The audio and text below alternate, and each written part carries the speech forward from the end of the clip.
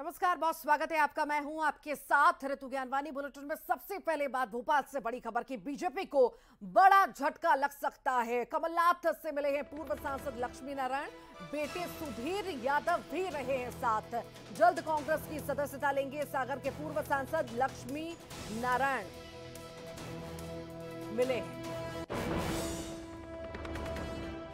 ये बड़ी खबर इस वक्त आपको बता रहे हैं। बीजेपी को बड़ा झटका लग सकता है। कमलनाथ से मिले हैं पूर्व सांसद लक्ष्मी नारायण, खासी मुलाकात रही है। बेटे सुधीर यादव भी साथ में मौजूद रहे।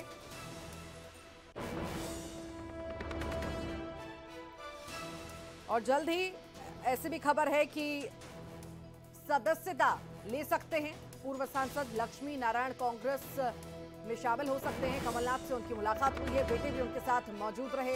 हालांकि देखने वाली बात होगी कि क्या कुछ होता है। चुनाव नजदीक आएंगे तो ऐसी तस्वीरें हमें देखने को अमूमन मिलेंगी ही मिलेंगी।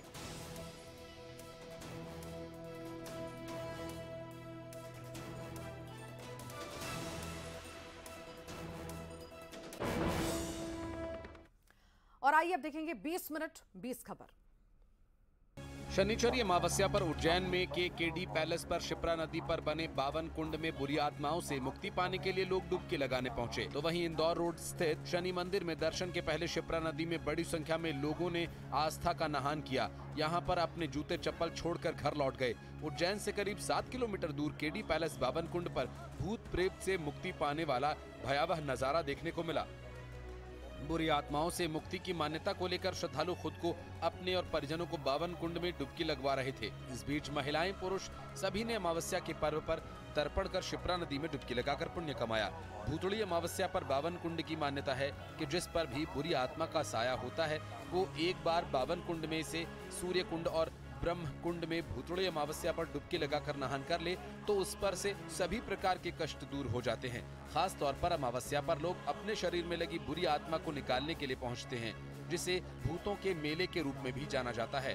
शरीर में लगी बुरी आत्माओं को भगाने के लिए 2 कुंड में डुबकी लगाई जाती है।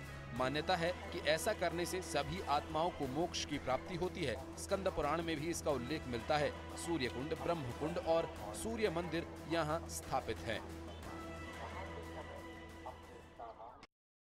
नहीं करते। नर्मदापुरम के सेठानी घाट पर अल सुबह से नर्मदा में स्नान का सिलसिला शुरू हुआ। पितृमोक्ष अमावस्या पर लोगों ने नर्मदा जी में डुबकी लगाकर पितरों का तर्पण किया। बाहरी बाधाओं यानी भूत बाधा से पीड़ित लोगों को ठीक करने की प्रक्रिया के दौरान पड़िहारों ने धाम लगाए। यहाँ करीब 1 से 1.25 लाख श्रद्धालुओं के पहुँचने का अनुमान है। नर्मदा नदी के घाटों पर श्रद्धालुओं का मजमा लगा है। लोगों ने नदी के घाटों पर पूजा पाठ कर, भजन कीर्तन कर रात्रि जागरण किया। पितृमोक्ष अमावस्या, भूतड़ी अमावस्या भी इसे कहते हैं। नर्मदा के घाटों पर कथित प्रेत बाधा दूर करने आए लोगों के परिजन और तांत्रिक ओझा ने रात में धाम लगाकर रखी और टोलियों में भजन, ढोलक की थाप, छांछ, मजीरा और पड़िहार और महिलाएं नाचती दिखी। कई लोग डरावनी आवाजें निकालते दिखे। जैसे तैसे रात गुजरी और आवाजें और डरावनी होती गईं। पड़िहारों का कहना है कि भूतड़ी अमावस्या विशेष रूप से अतृप्त आत्माओं की तृप्ति के लिए होती है। आज के दिन श्रद्धालु नदी में स्नान करने के बाद दान करते हैं।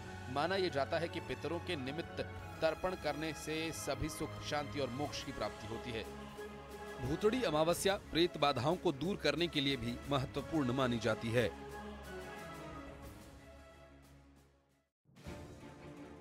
मुरैना में उस वक्त अफरा तफरी मच गई जब एक शख्स अपनी बाइक पर वेल्डिंग कराने के लिए खान इंजीनियर्स शॉप पर पहुंचा, वेल्डिंग करवाने लगा और इस बीच अर्थिंग के चलते बाइक में भीषण आग लग गई। आग इतनी भयावह थी कि देखते ही देखते पूरी बाइक आग के गोले में बदल गई और मौके पर मौजूद लोग कुछ सोच समझ पाते इससे पहले बाइक जलकर राख हो गई। मामला सबलगढ़ कस्बा के पोस्ट ऑफिस के सामने खान इंजीनियरिंग वर्कशॉप का है। यहाँ एक व्यक्ति अपनी बाइक के साइलेंसर पर वेल्डिंग कराने के लिए पहुंचा था। तभी वेल्डिंग कराते समय बाइक में अर्थिंग आ गई और अर्थिंग के चलते बाइक में आग लग गई। आग इतनी भीषण थी कि चंद मिनट्स के अंदर ही बाइक पूरी तरह से जलकर राख हो गई। हालांकि मौके पर मौजूद लोगों ने आग लगने की सूचना दमकल विभाग को भी दी, लेकिन आधे घंटे तक दमकल विभाग की कोई गाड़ी नहीं पहुंची। इसके बाद स्थानीय लोगों ने ही धूल और मिट्टी डालकर इसे बुझाया।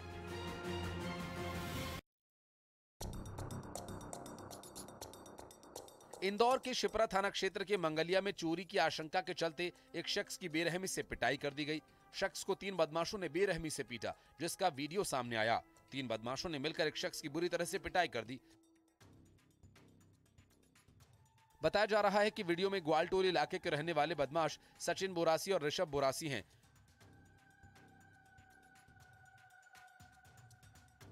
बदमाश सचिन बोरासी पर पहले आपराधिक रिकॉर्ड भी है, तो वहीं एक शख्स की पिटाई करते हुए अब इसका वीडियो भी वायरल हो रहा है।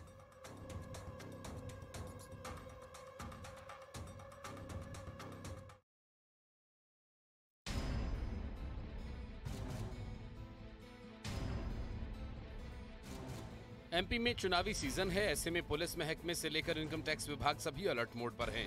चुनाव में धांधली न हो, इसके लिए लगातार छापेमारी और धरपकड़ जारी है। इसी कड़ी में गोदान एक्सप्रेस में पुलिस और इनकम टैक्स की संयुक्त टीम ने छापेमारी की, जहां ट्रेन से 46 लाख रुपए कैश बरामद हुआ। पुलिस ने आरोपी को हिरासत में लेकर पूछताछ शुरू कर दी है। दरअसल अब आरपीएफ के जवान लोगों के सामान की जांच कर रहे थे, पर इस दौरान एसी कोच में चढ़ा एक शख्स जिस पर शक हुआ, उन्होंने इसका बैग खुलवाया तो सभी हैरान रह गए। बैग में कैश ही कैश था और इसके बाद शख्स को थाने ले जाया गया। बयान लगातार वो बदलता रहा और वह किसी भी तरह की ठोस जानकारी पुलिस को नहीं दे पा रहा था और ये भी नहीं बता पाया कि किस काम के लिए वो इतने रुपए लेकर जा रहा था। ये शख्स एसी कोच से सतना से मुंबई जा रहा था। इनकम टैक्स की टीम लगातार शख्स से पूछताछ में जुटी हुई है। देश प्रदेश में इन दिनों डेंगू का कहर जारी है। डेंगू का प्रकोप इस कदर देखने को मिल रहा है कि अस्पतालों में मरीजों की संख्या बढ़ती जा रही है। मध्य प्रदेश के ग्वालियर में बीते 24 घंटे में डेंगू के 42 नए मरीज मिले हैं। एक दिन में इतना बड़ा आंकड़ा सामने आने से स्वास्थ्य महकमे में हड़कंप मचा हुआ है। इसके साथ ही पूरे जिले में डेंगू मरीजों का आंकड़ा 447 तक पहुंच गया है। नए मामले में 20 बच्चे शामिल हैं, वहीं अन्य जिलों के 42 मरीज सामने आए हैं। लगातार बढ़ रहे डेंगू के मामले के बाद स्वास्थ्य महकमा लगातार लोगों से आसपास साफ सफाई बरतने की अपील कर रहा है।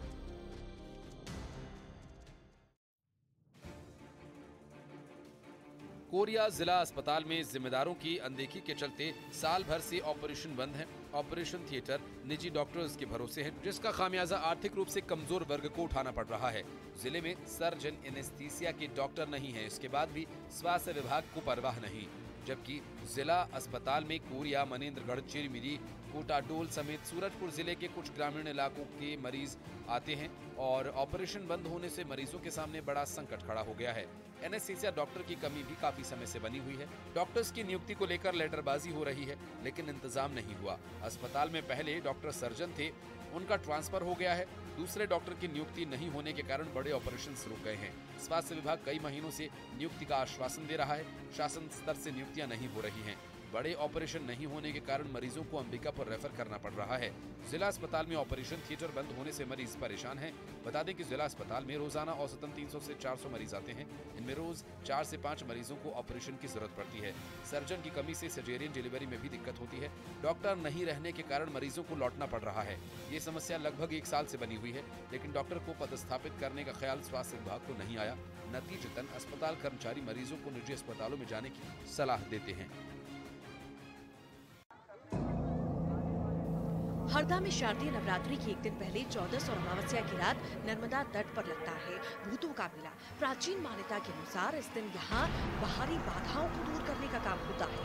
14 की रात से शुरू हुए तंत्र मंत्र का खेल सर्वपित्र अमावस्या की सुबह तक चलता है। ऐसी मान्यता है कि इस दिन नर्मदा जल में अद्भुत शक्ति होती है, जिससे मां नर्मदा में डुबकी लगाने से बाहरी बाधाओं से पीड़ित व्यक्ति की परेशानी दूर हो जाती है।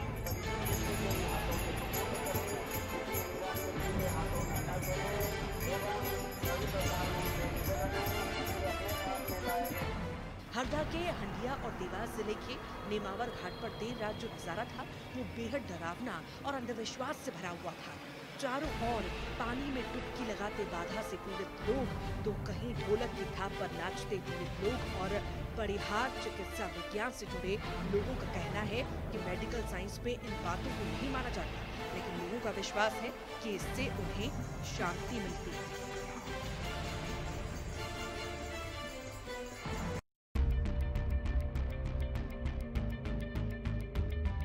कोरबा के SCCL कॉलोनी में चल रहे सरकारी प्राथमिक विद्यालय में चोरों ने धावा बोल दिया। विद्यालय के स्मार्ट क्लास से लगभग 2 लाख के सामान को लेकर चोर फरार हो गए थे।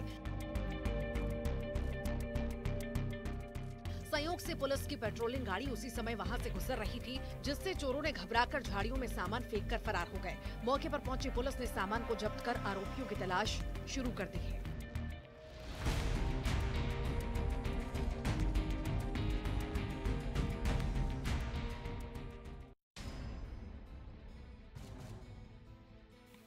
सीधी में एक अजीब फरमान सुनाने का मामला सामने आया। यहाँ एक महिला नेता के पति को 1 साल से ऑफिस में घुसने पर एक अधिकारी ने रोक लगा रखी है। ये बेतुका फरमान चुरहट नगर परिषद के सीएमओ ने जारी किया है। वहीं महिला नेता ने नगर परिषद सीएमओ पर विशेष दल और व्यक्ति के काम करने के आरोप लगाए। वहीं नगर परिषद सीएमओ ने कलेक्टर के निर्देश पर आदेश जारी करने की बात कही है और महिला अध्यक्ष पति पर कामों में हस्तक्षेप का आरोप लगाया है।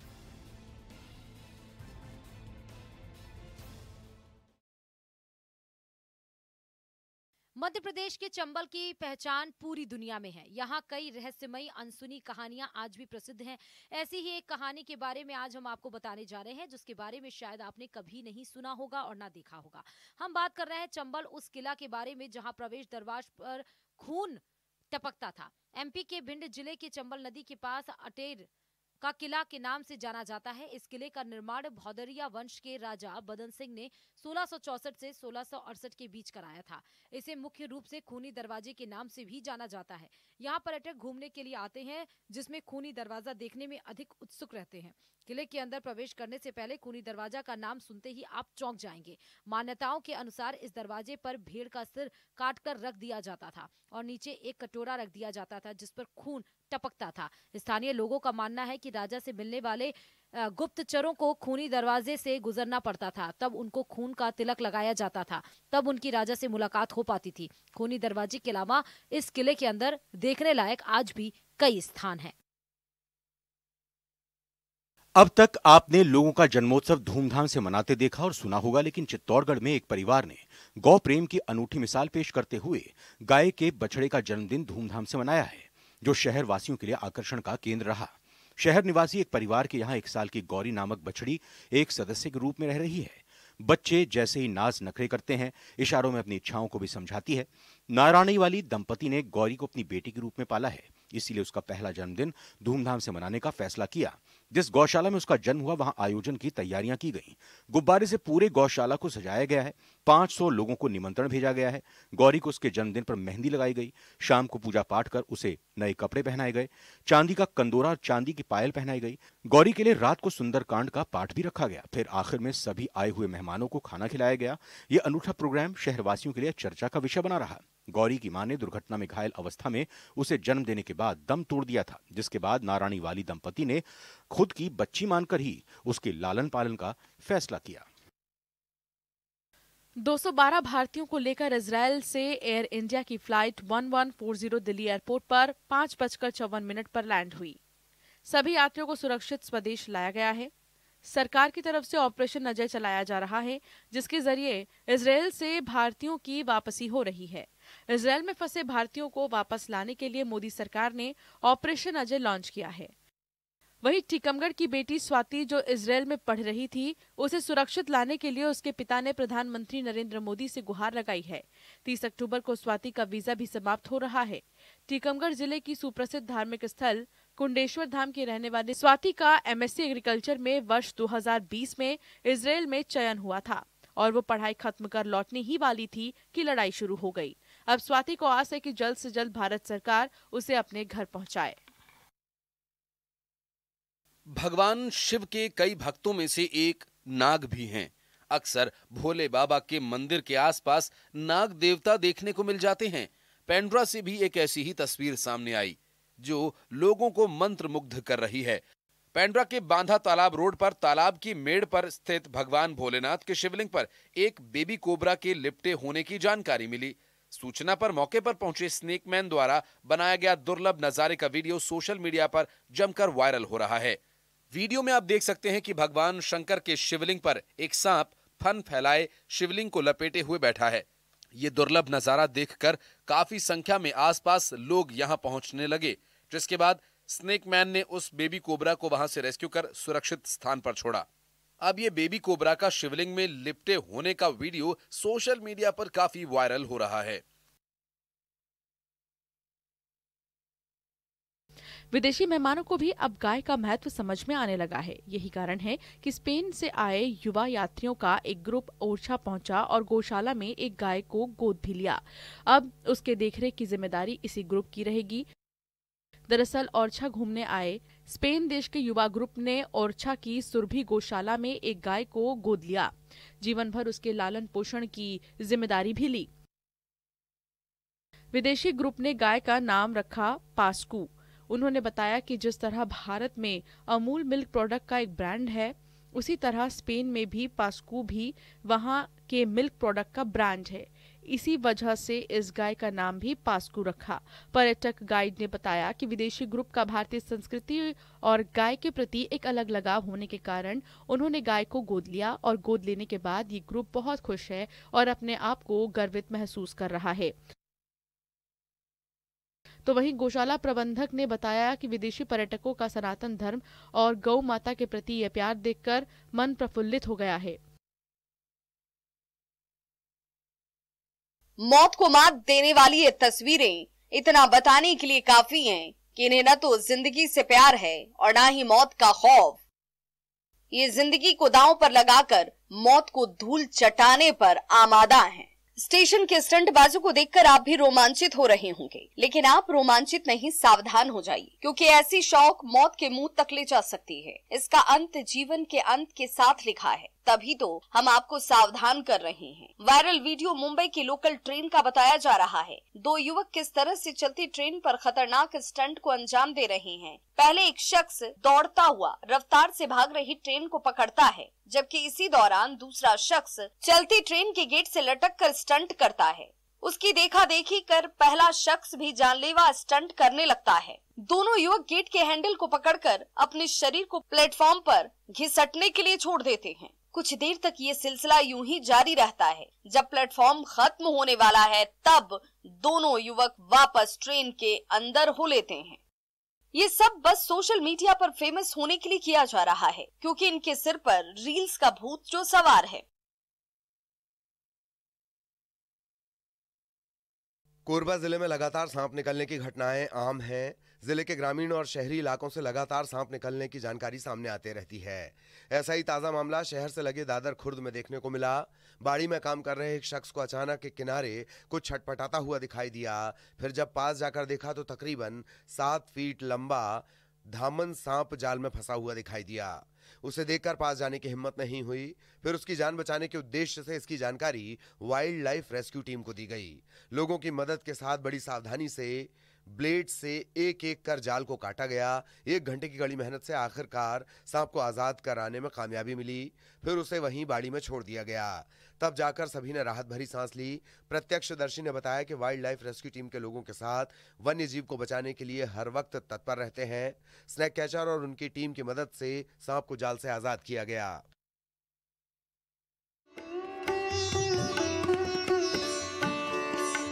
जगन्नाथपुरी की रथ यात्रा दुनिया भर में प्रसिद्ध है। देश विदेश से इस यात्रा में शामिल होने के लिए श्रद्धालु पहुंचते हैं। लेकिन अब यहाँ आने वाले श्रद्धालुओं के लिए एक बड़ी खबर सामने आई है।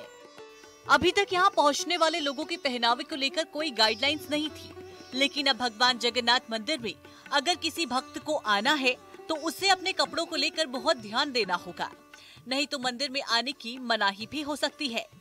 क्योंकि अब मंदिर में ड्रेस कोड की खबर आ रही है। नए साल यानी 1 जनवरी से मंदिर में प्रवेश लेना है तो ड्रेस कोड का सख्ती से पालन करना होगा। गाइडलाइंस के मुताबिक अगर फटी जीन्स, स्लीवलेस या हाफ पैंट पहनकर कोई मंदिर प्रांगण में पहुंचता है तो उसे मंदिर में एंट्री नहीं मिल पाएगी। जगन्नाथ मंदिर को 12वीं सदी का मंदिर माना जाता है। मंदिर प्रशासन के मुताबिक श्री जगन्नाथ मंदिर प्रशासन को कपड़े को लेकर कई शिकायतें मिल रही थी। बहुत दिनों से मंदिर प्रशासन इस पर गंभीरता से विचार भी कर रहा था, लेकिन अब ड्रेस पहनने को लेकर ये नियम बना दिया गया है। यानी साल 2024 के पहले दिन से ही यहाँ पर ये नियम लागू किया जाएगा और जो मंदिर की गाइडलाइन को नहीं मानेंगे उसे दर्शन करने में दिक्कत आ जाएगी। ड्रेस कोड लागू करने के पीछे जगन्नाथपुरी मंदिर प्रशासन का तर्क है कि मंदिर समुद्री तट या कोई पार्क नहीं है, ये मनोरंजन करने की जगह भी नहीं है। मंदिर में भगवान का वास है और मंदिर की गरिमा और पवित्रता बनाए रखना मंदिर प्रशासन की जिम्मेदारी है।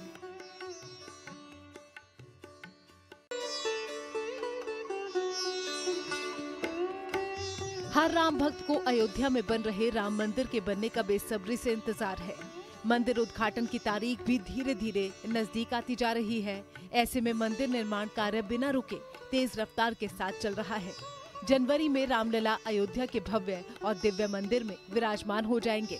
मंदिर में विराजमान होने के लिए 3 अलग अलग अचल प्रतिमाओं का निर्माण किया जा रहा है। ऐसे में अब जैसे जैसे मंदिर के प्राण प्रतिष्ठा की तारीख करीब आ रही है, वैसे वैसे ही मूर्ति के स्वरूप को लेकर भी लोगों के मन में उत्सुकता बढ़ती जा रही है। रामलला की जो बाल रूप की मूर्ति बन रही है, उसके बारे में क्या कहना है मूर्ति बनाने वाले मूर्तिकारों का।